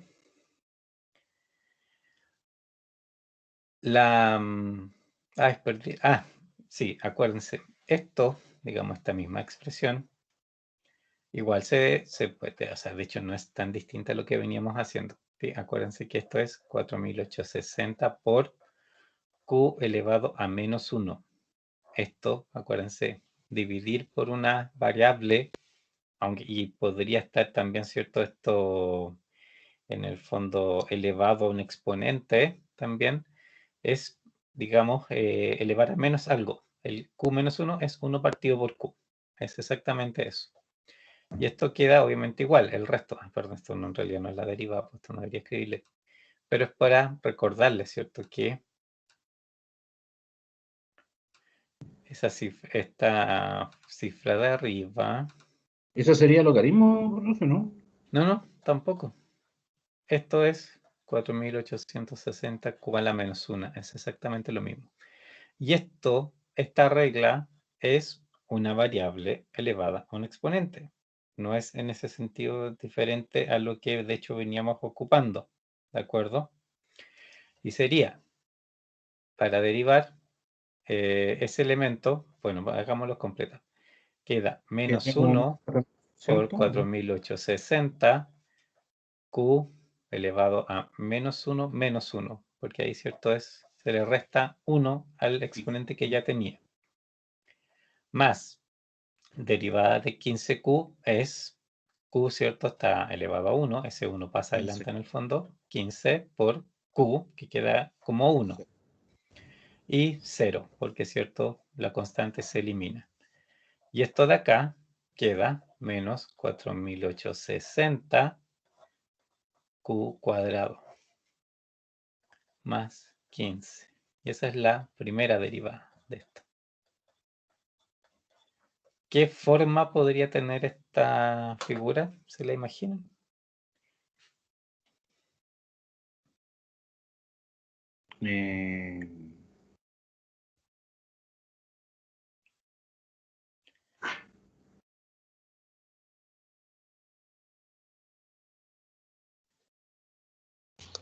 Una S. Aquí, sí, aquí hay que tener cuidado, ¿ya? Eso es lo que no hay que confundirse, porque si ven un cuadrado ahí podrían pensar que esta cosa es una parábola, y no, porque está dividiendo, así que no, obviamente no es en realidad esa, digamos, en ese sentido una parábola, claro, no tiene necesariamente la forma que tendría si estuviese al otro lado.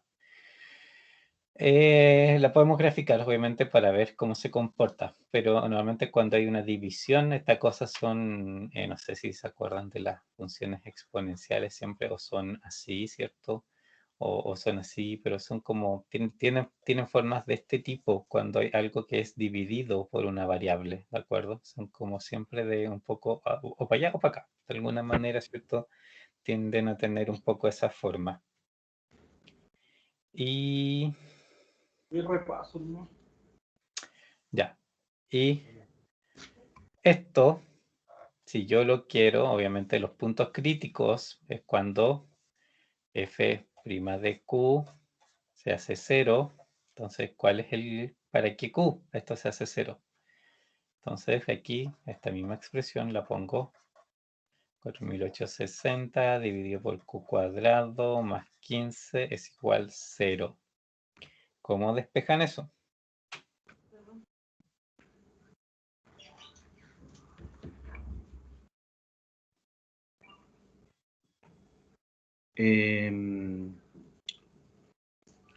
Tendría que pasar el 15 y el Q multiplicando al otro lado. ¿Cierto? En este caso, es como un poco más, o sea, no es como la típica, el típico despeje que hasta el momento habíamos sido, pero tampoco es como muy difícil, ¿cierto? Así que 15 igual a 4.860 dividido por q cuadrado, nos quedaría ahí, ¿cierto? Si lo ordenamos, como dice su compañero, el q cuadrado pasa acá. Pueden pasarlo multiplicando el 15, pero a la vez, o hacer un intercambio entre el 15 y el q cuadrado, ¿cierto? Este lo pasan para allá y este lo pasan para acá, ¿cierto? Y ahí les va a Y quedar ahora, en el fondo tengo el... que poner por raíz, podría ser para ¿Sí? eliminar el cuadrado. Exacto. El 4.860 dividido por 15 es, de hecho, aquí estoy, 324. Y a esto le aplican raíz y les queda que Q es, aquí, ojo, por definición le sacan raíz, va a ser más menos. Siempre acuérdense de eso, ¿ya? Es más menos raíz de 324 porque en el fondo esto es, como les dijera, Como la la raíz negativa, si la multiplican por la misma raíz negativa, les da positivo, entonces igual es del mismo número. Pero, de nuevo, allí tienen, de nuevo, ¿cierto?, la situación de que esto tiene un dominio y de que en la realidad el Q solamente tiene, en este caso, cierto sentido si es positivo. El Q negativo aquí, ¿qué significa? Nada. Así que obviamente no podrían ocuparlo realmente. ¿Ya? En la raíz de 324, pucha, lo podemos ver en Excel, eso, calcular, pero no sé si alguien por ahí la sacó, si es que fuera una raíz exacta. Yo no creo que eso sea una raíz exacta, puede que sí. Raíz, por si alguien conocía la función de Excel, es raíz. 18. No tenía ni idea que era 18.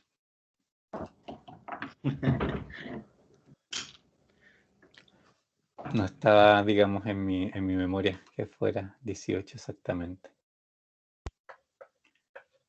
Bueno, más o menos 18, pero como les digo, o sea, en realidad el más 18 es el que tiene sentido. ¿Qué es aquí ahí? El máximo. De toda la cosa que estamos haciendo. Recién, El ¿cierto? máximo. Eso es. ¿Dónde estoy aquí? Aquí estoy. El famoso Q asterisco, un punto crítico. 18. Ahora, ¿qué cosa es ese 18 que dice la segunda derivada? ¿Cuál sería la segunda derivada de esta función? Es f2' de q.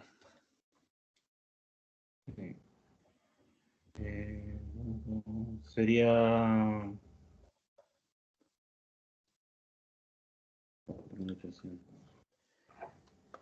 Acuérdense. O la cuarta.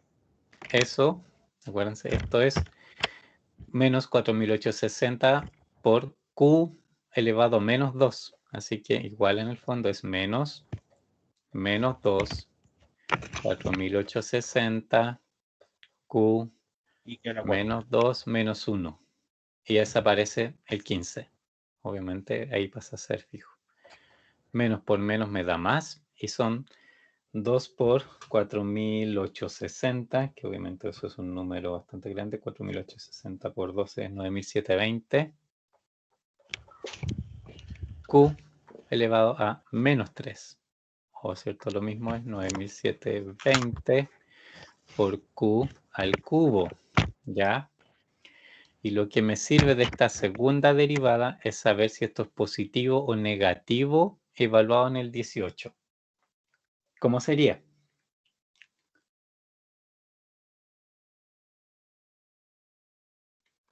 Positivo o negativa.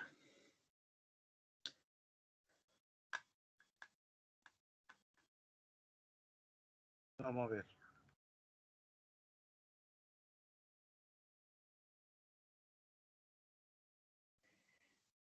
De 1800.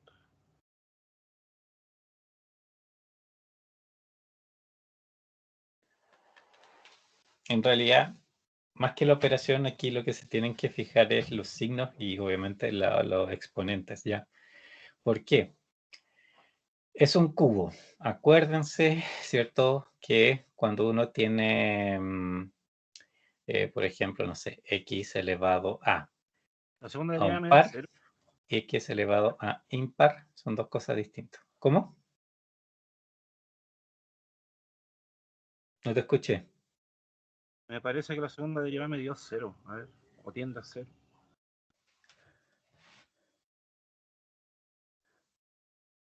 No, pero que lo primero es el signo, en realidad, de lo que tienes que ver.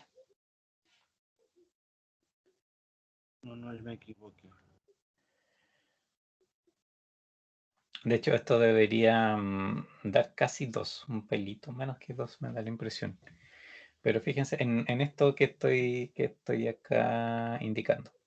Cuando ustedes tienen una variable x, si lo elevan a un par, independiente, acuérdense, del valor que toma x, ¿cierto? Si es positivo o negativo, el resultado de algo elevado a algo par, en el fondo va a ser positivo. Cuando es impar, el resultado que da al elevarlo a la potencia tiene el mismo signo de lo que estén elevando. Si es positivo queda positivo, si es negativo queda negativo. Por eso el q al cubo en realidad es el que manda, digamos, si esto el signo de la segunda derivada es el positivo o negativo. Si le ponen un q, que en este caso es el 18 positivo, va a quedar un número positivo, ¿ya? Entonces, en el fondo, independiente del número que sea, ¿cierto? En este caso, ¿cierto? Es un número positivo y eso es lo que me sirve saber de la segunda derivada. De hecho, el número exacto no me interesa saber si es positivo o negativo. Y en este caso es positivo. Si hubiesen utilizado la raíz, ¿cierto? El menos 18, ahí sí, claro, este es el resultado de esta expresión, hubiese sido negativo y por lo tanto, obviamente, la conclusión es la contraria. Así que ya, de esto saben en realidad que en el punto que ustedes identificaron como crítico, la segunda derivada es positiva. ¿Qué les dice eso? ¿Quién me decía? Que es positivo, el 18 es positivo. No, pero ¿qué me decía? Acuérdense, volvamos acá atrás. Ahí. Fue la segunda derivada. Ya identifiqué mi punto crítico, el punto 1 de aquí, el punto 2. Mínimo y el máximo. Exacto. Y tengo una segunda derivada que ahora es positiva, ¿cierto? En el punto que estoy evaluando. Entonces, eso es lo que me dice que es un mínimo en este caso. Vamos allá. Aquí, ¿cierto? Anotarlo allá arriba. Aquí, este mínimo implica que la segunda derivada es positiva. En el caso del máximo, la segunda derivada es negativa. Eso es lo que me avisa en el fondo. Por eso de esto, yo solamente quería saber el signo en el fondo. Ya, y con eso tengo un poco lo que me piden. O sea, dice, determina el tamaño del pedido que minimiza el costo anual de inventario. O sea, esta pregunta me está pidiendo que ubique un mínimo, ¿cierto? Y si obviamente minimiza en general es porque también esto es un punto crítico, necesariamente. Y ahora sí, puedo calcular obviamente el costo de inventario a partir de esta expresión. ¿Y con cuál lo haría? ¿Cuál es ahí? ¿Cómo tengo que calcular ese costo de inventario?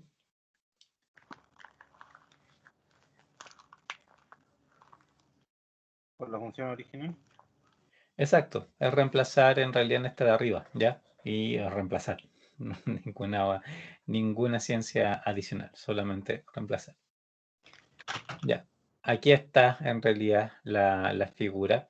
Y ojo, aquí obviamente,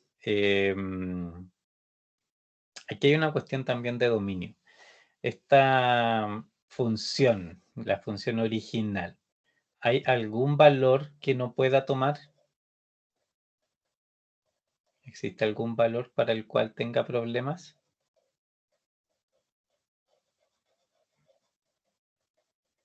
Esa función. Sí. Hay uno que no podría tomar. 0. Exacto, no puede tomar 0. Y existe fuera del 0, en realidad existe siempre, no es ningún problema. Pero por eso, aquí fíjense, en realidad es la típica función que es asintótica, que aquí se va a aproximar infinitamente al eje cuando vayan ustedes para arriba, pero jamás lo va a tocar. Y para este otro lado, ¿cierto? Aquí es lo que dice que pasaba, obviamente, y el punto está ahí. Y esta, digamos, esta función no es ninguna cosa de las que hemos visto, o sea, no es una parábola, no es nada, ninguna figura conocida en el fondo, ¿ya? Así que en ese sentido la forma que tome es bastante libre. Esto sí, obviamente, pucha, si esto estuviese definido en todos lados, en el fondo, ustedes aquí habrían tenido esto y por el lado acá, esta curva es así. O sea, obviamente también es igual que esta, pero también tiene su lado, en el lado opuesto negativo, en el fondo tiene su otra parte. Pero de nuevo, o sea, el Q, obviamente, en mi situación, la situación que describe como ese inventario, de nuevo, puede existir solo de 0 para arriba. De otra manera, esto no tiene sentido, ¿ya?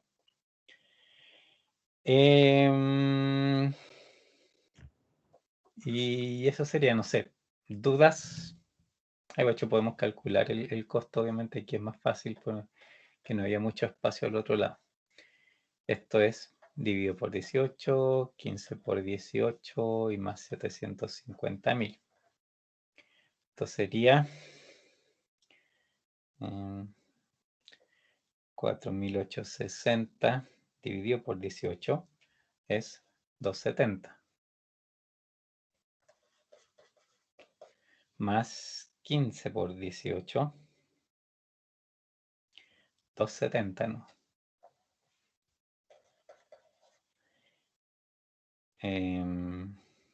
Y obviamente sumado a los 750.000 no hace Porque ninguna diferencia. 150, 540. Exacto, exacto, no hace ni una diferencia con respecto al total. 750.540. Era bastante chiquitita la influencia, o sea, el costo fijo de esto en realidad es como el terrible. Pero en ese sentido influye, o sea, al momento que ustedes derivan, ¿cierto? El 750 es lo primero que desaparece, entonces en el fondo el resto de la optimización viene precisamente dado por la parte que en ese sentido es variable en esta cosa, ¿cierto? Ya. De dudas, consultas, preguntas. No, profe. ¿No? Poco a poco. Sí, Recordando. sí, obviamente en la medida que vayamos viendo más ejercicios van a ir interiorizando el método, pero acuérdense, o sea, en el fondo siempre es puntos críticos primero, ¿ya? Y de ahí lo que tienen que acordarse, obviamente, que los puntos críticos pueden ser muchas cosas en el fondo, ¿ya? Entonces, no necesariamente máximos y mínimos, también pueden ser alguna otra clase de elementos. Y de ahí, ¿cierto? Después de los puntos críticos, puedo ir a ver particularmente con la segunda derivada si me dice que eso sea un máximo, un mínimo, ¿cierto? O alguna otra cosa, ¿ya? Entonces, obviamente, eso me va a dar por lo menos la información con respecto a esas dos situaciones. Y como les decía, si es que llega a ser otra cosa diferente, ahí ya no me va a ayudar, ¿cierto? Simplemente no me ayuda. ¿Ya? Que ya obviamente pues no queda tiempo. Así Profe, que ¿cómo están las pruebas? es que no descargué en realidad, pero no las de ustedes no las he mirado así intencionalmente. Partí con otra sección que era más chica para terminarla antes y de ahí hago las de ustedes. Pero yo creo, o sea, espero andar relativamente rápido con las notas. Ya dentro de la otra semana, a más tardar tenerla. Bueno, con los Excel va a ser rápido, ¿o no? Sí, sí, por eso. Sí, en realidad es más, no es complicado afortunadamente digamos, de revisar en relación a otra clase cuando de repente todo escrito, como que es mucho más complicado que estar viendo en Excel. Es más que obviamente bueno, primero chequeo los resultados, pues si los resultados están bien, es bastante poco probable que para arriba haya algún problema, entonces ahí esa revisión también se puede hacer más rápida porque en el fondo uno ve que al tiro los números van encajando donde deben, pues los puntos críticos, si son los mismos números, no hay forma que esos números los tengan ahí, ¿cierto? Si es que hicieron el resto del procedimiento mal. Entonces, Claro. igual avisa. Entonces, si hay algo malo más al final, bueno, ahí hay que empezar a retroceder a ver particularmente dónde estuvo el problema hacia antes. ¿Ya? Ok. Ya pues chicos, entonces nos veríamos la próxima semana. Vamos a seguir con las otras aplicaciones, ahí nos quedan varias por ver, pero todas un poco van por ese lado, ¿ya? ¿Cierto? Son un Profe, poco ¿cuándo vamos a similares. comenzar con el programa? Yo creo, mira, ojalá la próxima semana ya, no sé, a ver déjame ver algo. ¿Cuántas aplicaciones nos quedan? ¿Todo Mi pregunta va a bien? lo siguiente, Sí, porque en otro ramo, el profe también dice ya. que lo vamos a utilizar. Entonces parece que vamos a terminar esta sección y quiere empezar con el programa. Entonces, como usted dijo que no, creo que son 30 días, 60 días. Sí, no, son 60 creo, o más, no me acuerdo. A ver, déjame ver el tiro. Más que nada por No, eso, por una 30, cosa sí, que... 30 no son. No es tan corto. Sí, Ah, claro, ya. para que lo activen en el momento justo, sí, pues, obviamente. Déjame ver. Al tiro te No, digo cuánto dura. no quedemos cojo, como se dice, con un ramo al final. Ah, ah, ah, ah. Ya.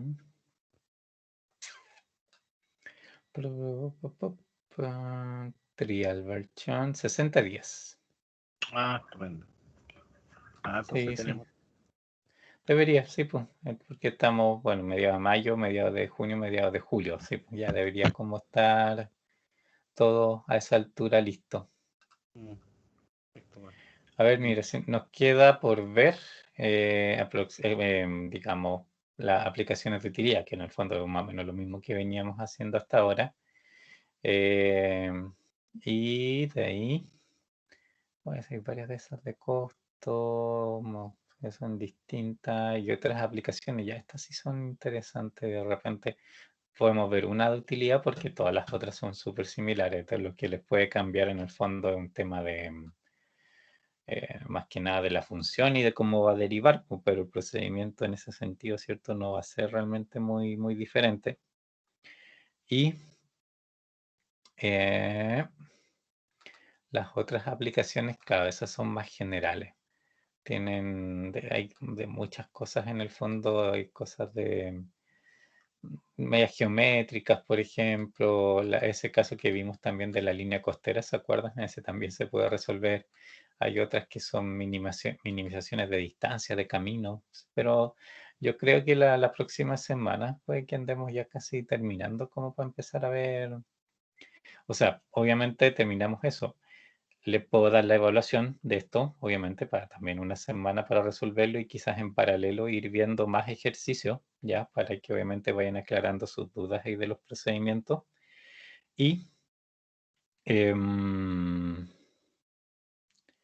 y después de eso ya obviamente partimos con la otra unidad. Y eso a ver si estamos en 18, la semana, claro, la semana del 24. Yo creo que podríamos estar partiendo con Lingo. Okay. ¿Ya? Ya pues chicos, si no hay más dudas, nos veremos la próxima semana y trataré de tenerle lo más pronto posible la... Los siete. Ojalá. Ya pues, nos vemos. Chao, Aquí chao. esté bien. Chao, chao.